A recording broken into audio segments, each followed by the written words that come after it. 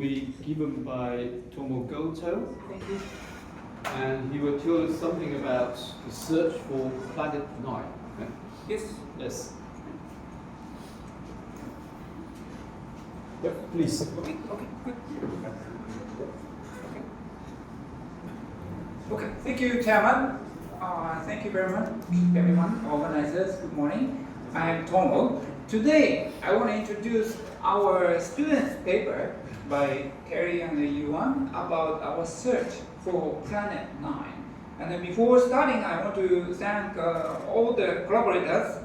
In addition to hardworking Terry and Yuan, probably sitting somewhere in the audience, all people in our group contributed a lot to this paper. Okay, so let's get started. Do you know how many planets are in our solar system? Do you know? I see people laughing, but do you know? It depends on which year. Which year? Wait, this year. 8. Oh, yes, thank you very much. Yes, in our textbook we have 8, right? Wait, 1, 2, 3, 4, 5, 6, 9, 8. But no, there are 9. Actually, there are 9. I hope I can convince you by the end of this talk. But when I was a primary school schooler, we learned that it's 9. Yeah, but Pluto, I explained. And then it was reduced to 8 at some stage. Yes. Okay, so I want to start with a very beautiful history. That is my favorite story. Every time I teach, I teach this. I enjoy teaching this class. So in 1781, Anders Lexell found that Uranus's motion is weird. Sometimes it goes faster, sometimes it goes slower. And then he suspected there may be another planet, which now we know it's a Neptune, maybe pulling or slowing down Uranus every now and then. But at that time, 1781, the observational data was not accurate enough to calculate this. But later, in 1846, British astronomer Adams and the French astronomer Leverrier independently calculated the position of the Neptune. At that time, observational data were accurate enough to be able to do this. And then Leverrier called Galilei at the Berlin Observatory and then told him that, oh, Neptune will be here, please observe. Okay? And then Galilei at the Berlin Observatory observed the position that Leverrier predicted, and then within an hour he discovered, oh, Neptune was there. So Galilei told Leverrier that it was really there, exactly where you calculated. And then sometimes people say Neptune was discovered by a pen and paper without looking at the sky. So this is, I think, there are a lot of theorists here in this room, right? So I think this is a very beautiful triumph of theorists. So that's a beautiful story, okay? Please keep this story in mind.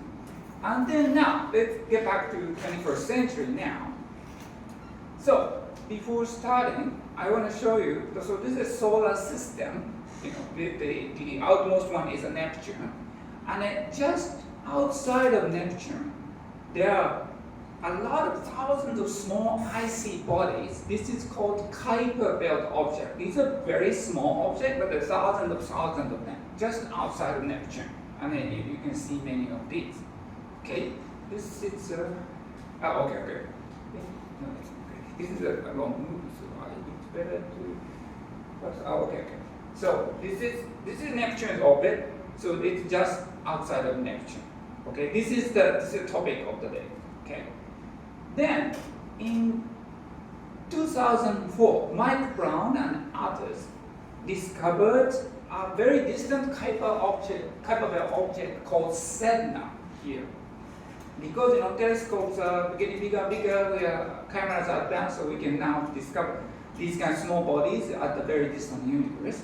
And then they calculated, observed this Sedna's object or orbit, and then it was like this. This is the orbit of Sedna. it's very different from other type of an object. And this is already strange. Its orbit is elongated. To make objects orbit elongated, something need to perturb it. Okay, and it's not Neptune because it's at least staying away from Neptune's orbit. If Sedna's orbit is overlapping with Neptune, something like this, then it's easy to explain. Okay, Neptune perturbed it when it's orbiting, the Neptune, kicked it out and then into elongated orbit. That's easy to understand. But it's not like this. Sedna is away from the Neptune's orbit. Then there remains a question: who perturbed Sedna? Right? This is a question one. And it was not just Sedna. In 2020, this BB113, this is Joe Biden, was discovered. Joe Biden, vice president. So nicknamed Joe Biden, and it's also elongated orbit, and they're not touching Neptune's orbit. This is blue. And another one in 2015, Lydia Pohonla, also has a very elongated orbit, again not touching Neptune's orbit. Who perturbed this? And it didn't stop there. People discovered more and more distant Kuiper objects, and then all of them, many of them, are elongated orbit, and then without touching the Neptune orbit. Who perturbed it? And then here, there's another strange clustering. So as you may have noticed already, these objects are clustering on one side of the solar system, and then almost all of them pointing at the same direction. Right? All of them are here, and there's nothing here, right? And all of them are pointing sort of this kind of direction. And I can show it in a movie, much more clearer in a movie. So these are orbits of these distant Kuiper objects, and they are sort of almost on the same plane. You can almost put a paper here, right? It's on a plane, and they're all pointing in one direction, and there's nothing on the other side. So in other words, they are spatially clustering in orbital space. And then why they are clustering in orbital space? This is very weird. This doesn't happen by chance. This is almost like you go to Taipei station and everybody is looking at the same direction. This doesn't happen randomly, right? If you see something like this, there must be a reason. There must be something here, right? And it's the same thing. In this orbital clustering, there must be a reason. And in this case, there must be a dynamical reason. So something must have put their orbits into this kind of peculiar clustering state. Now, according to simulation by Mike Brown and others, this is 99.993% impossible. So we must have a dynamical solution to this. Okay. And the most reasonable dynamical solution for this is the is the presence of giant planet, the so-called planet 9, on the other side of the solar system. If there's a massive object on the other side, this object, by gravity, can kick out small bodies near its orbit.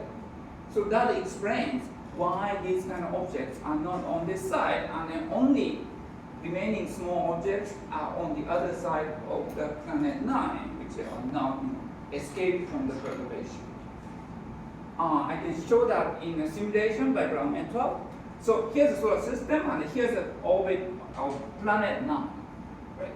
And at the beginning, there are, you start with a lot of different orbits, everywhere. But if you notice, as time goes on, every now and then, on this side of the small bodies encounters with planet 9, and then they're kicked out of the solar system. So if you pay attention, sometimes these objects disappear, right? They are kicked out of the orbit. This is a long movie, and so I need to skip forward. But then soon, after a while, so there are more objects are kicked out from the planet 9 side, and then only small bodies remain on the other side of the planet now. See, you don't see, sometimes big objects disappear here, right? And then in the end, it looked like this. And this almost looked like the observed situation, no? This simulation, but it looks very like observation, right? Okay. So, with this kind of simulation, Brown et al. Predicted the presence of planet 9 with several times solar mass at something like several hundred AU with inclination of 16 degrees. So, I want to emphasize this mass. Planet 9, according to this prediction, is a massive object. So this is a predicted planet 9. It's almost as big as Uranus or Neptune. It's much bigger than the Earth or Pluto. So Pluto is distant. It's smaller than our moon, right? So that's why Pluto was kicked out of the planet, right? Now it's a dwarf planet, but this planet 9 predicted one is a gigantic one. Okay, to have enough gravitational perturbation to these small bodies. And so after 88 years, we are in the same situation as 1846 when Leverrier calibrated and predicted of Neptune here. We are in the same situation. Brown and others predicted of planet 9 is there. So now we need to point the telescope, so the hunt is on. So a lot of astronomers in this field are hunting for planet 9. It's out there. We need to find it. And it's a big discovery, it's a giant planet. So a lot of people are hunting for that. But then a lot of optical telescopes try to find them. Pan-star telescope, White telescope, super telescope, big transient factory, dark energy survey, OSSOS, this kind of Hawaii telescope. But none of them, until now, have found the planet 9. Why we can't find it? It's because it's very distant. So several hundred AU, so it's almost 10 times, more than 10 times distant than Neptune. So it's going to be very, very faint in optical, something like 26 magnitude in visual magnitude. And remember, planets are reflecting sun's light. So the sun's light need to travel several hundred AU to the planet, reflected by the planet, and then need to come back to the Earth. So the brightness scaled with the distance to the -4. So that makes it very, very faint. And then with this kind of faintness, even our largest telescope, it's very difficult to survey a large area to find it. Well, okay, Brown et al.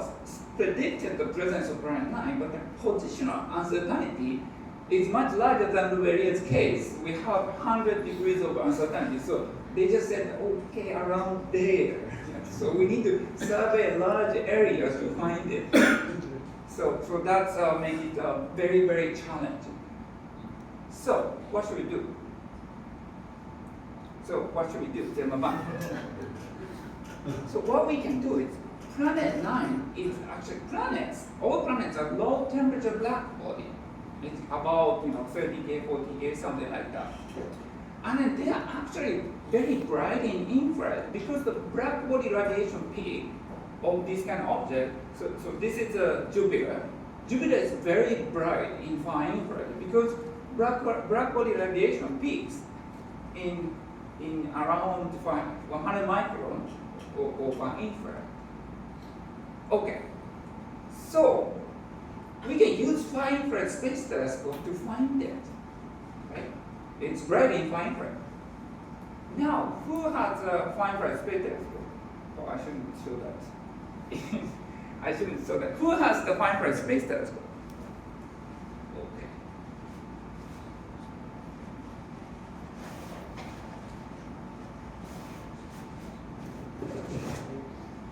I do. Here, this is our Akari far infrared space telescope. So when I was young,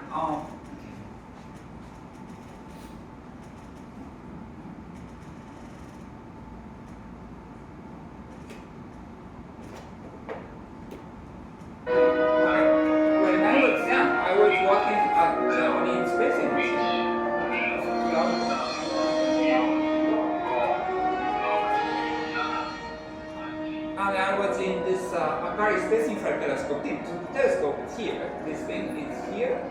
And then we launched, and then this telescope did the all sky survey in far infrared like this. So scan by scan, and then eventually it observed the whole sky. The telescope is not this small. It's actually 65 centimeter, so it's bigger than this. Okay.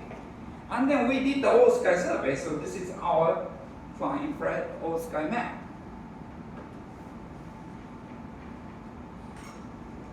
Okay, so this is our far infrared all sky map. So somewhere in this map, there is a planet 9 detected. All we need is hard-working students like Terry and Yuan to find the correct object among millions of objects in this map. Okay, so then Terry came up with an idea to combine another far infrared all sky survey satellite, IRIS, this is European one, launched in 1983, with our Akari, which observed in 2006, and then try to find moving object from this survey, because the planet moves on the sky. But then our telescope is only 65 centimeter. Is it sensitive enough to detect it? And it turned out it's actually, until like 600 AU or so, we can detect both satellites can detect planet 9. Okay, this is the detection limit, and it's okay until 600 AU. And then how about orbital motion in 23 years? So from here to here, 23 years, orbital motion is something like 70 arc-minutes. Okay, so we tell need to find an object that moved about 70 arc-minutes on the sky. And this is what he did. So this is very important. We use specifically made single scan catalog that keeps the moving object. The publicly released catalog is not good for this purpose, because public catalog was co-add of many scans. Then when you co-add many scans, they remove the moving object, because it looks like garbage to them. So it's not good for us. So we specifically made a single scan catalog to keep the moving object. Okay, and then he removed the known sources by cross-matching other existing star catalog and galaxy catalogs. And then he found the pairs between, he did both of telescopes, and he made a pair, search for pairs between here within 70 minutes. That's the expected motion of planet 9 in 23 years. And then he came up with 13 remaining candidates. Then he eyeballed and then removed the noises, and then he came up with only one good candidate survived his inspection. Okay, and then this is this candidate. So it was detected in 1983 at this position, and then moved to this position in Akari after 23 years. So that's consistent with the expected motion of planet 9. And then we published this candidate in a paper which is accepted in April also this year. And to our surprise, it caught a lot of media attention. So it was covered by Science Magazine and University Today. This is physics.org, and then this is ABC News. And then also Chinese newspaper, Taiwanese newspapers too. And then, among them, actually 100 newspapers covered this. And I like the Science Magazine article the best because many of these only mention Terry's name. But the Science Magazine was kind enough to mention my name. I think they are very, very good magazine. And then it reached this attention score of 1,000, which is less than 0.1% of the paper get. And then it was covered by a lot of YouTube videos as well. And then particularly this guy, Anton's YouTube had surprising 400,000 views. So I'm very surprised. He must be making a good money out of this because we are not making. He's not giving any money to us, but he's making good money. And one interesting thing is when Science magazine requested an interview with Terry, he declined. And so his paper appeared on archive on Friday, and then they contacted Terry during the weekend. Then during the weekend, I was not checking email at that particular weekend. And then on Monday morning, I came to work and I saw Terry's email, which is quoted here, and I was shocked. This is a reply to the magazine writer. He said, unfortunately, I usually have a class and group meetings on Monday, so I'm not available to have an interview with you. I'm shocked. I didn't know my group meeting is more important than Science magazine. No, that means he's a very good scientist. Yes, he's right there. Okay. Okay, back to science. So we only have two detections, one from IRIS, one from Akari telescope. And this is not good enough to determine the orbit. We at least minimum 7 detections to decide the precise orbit. So we need a follow-up observation, and then we are planning to use a dark energy camera on Blanco-meter telescope in Chile for this purpose. So this is me when I was young in Chile at that telescope, and then now they have a new gigantic camera, so it's good enough to find its location. Okay, so let's summarize. We searched for IRIS Akari moving object pairs, and then we found one good candidate. And then we're planning a follow-up observation to determine its orbit. So planet 9 is whispering now, and then it might be found or may be found in the near future. Okay, thank you very much. I stop here. Thank you everyone, and thank you organizers. Thank you for a very interesting and nice story. So we can take some questions from the audience, please.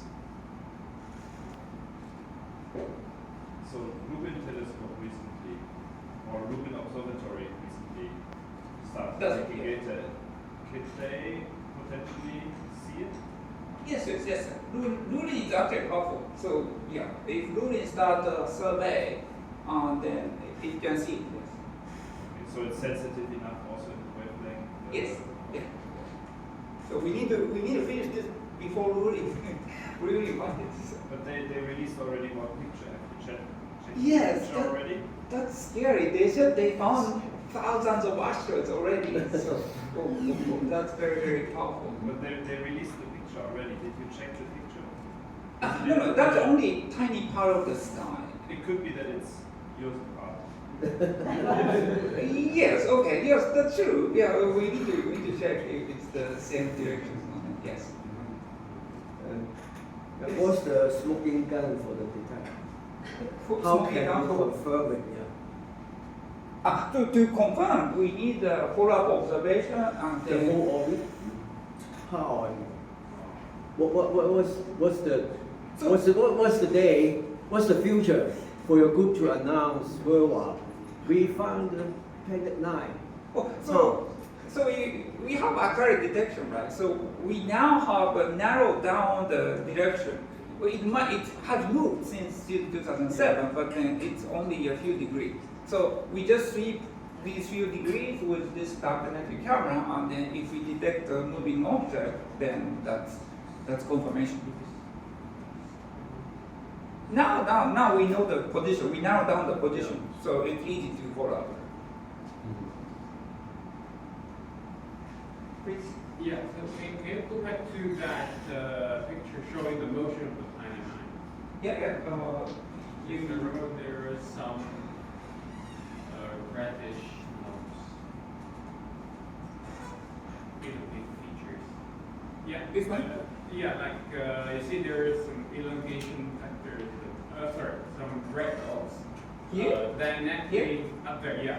And is this the same kind of stuff from the red dots on the other image? Yeah, it should be. Because Oh, we're it's looking from at the that same one. part of So the sky. it looks like the orientation is like. It is not the correct orientation.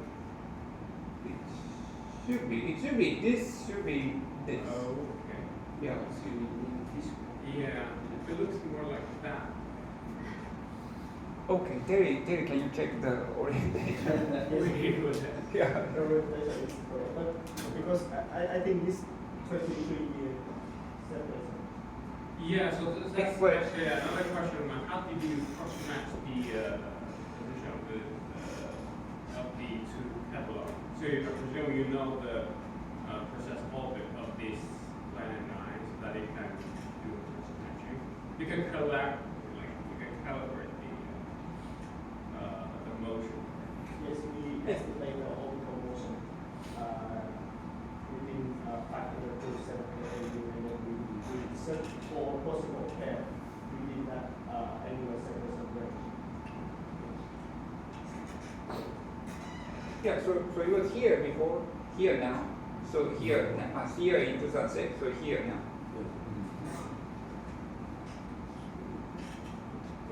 So is this, would this orbit be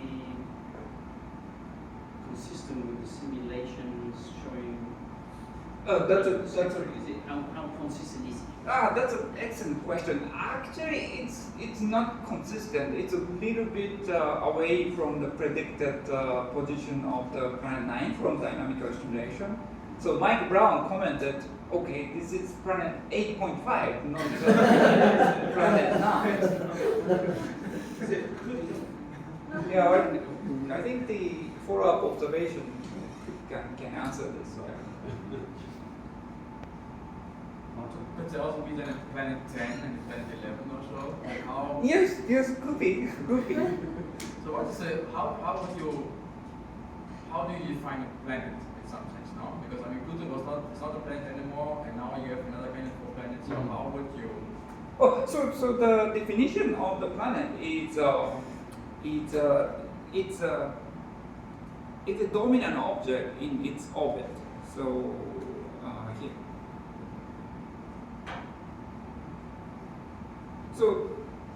So here, to be a planet, it needs to be able to sweep out other objects from its orbit. In other sense, it needs to be as massive as these guys. Pluto is not massive enough to sweep out other objects in its orbit. So in other words, in Pluto's orbit, near Pluto's orbit, there are other small bodies. So that's why Pluto is a dwarf planet. So to be planet, it needs to be a dominant one in its orbit. Just thinking about do you have some reasonable estimate of mass based on flux that you measure? Harry. Because presumably, if it's a black body emission, Right. you've got the flux and you've got some sort of temperature. Yeah, So so radiation's tail, so I guess it's a bit uncertain, but yeah, the mass and to temperature. a radius and therefore maybe to a mass depending on the composition. Right. Mass and temperature are degenerated. So we actually don't know the mass and temperature. Well, let's suppose you said it was 30 Kelvin. Yes. Would that give you a mass if it was mostly hydrogen? Is it hydrogen combination of hydrogen and helium? Would that give you? Well, to estimate mass, it's also another step because we only know the flux. Yeah. So Well, like, we could say you use Uranus as a guide. yeah. You said the composition is the same. Could then, by analogy, get some kind of mass estimate. Yes, we should be able to do that. Yes. Oh, thank you.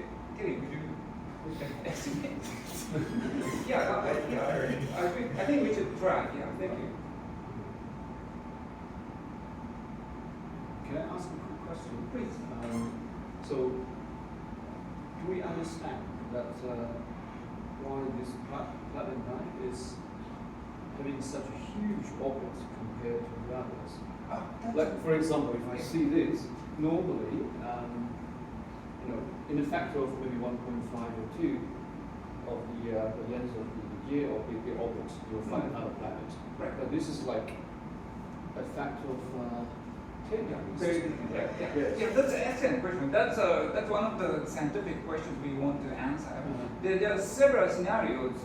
Maybe Planet 9 is captured from other system in the, or there are some other factors at the formation of the solar system. That's an open question. And to answer that question, we need to first find it. So that's one of the. But can we understand it from simulation data regarding the formation of solar system, for example? Well, this simulation is assuming that they put the planet 9 in some orbit and then see it's consistent with the hyperbolic object. So it's actually in situ. Okay. So, and also this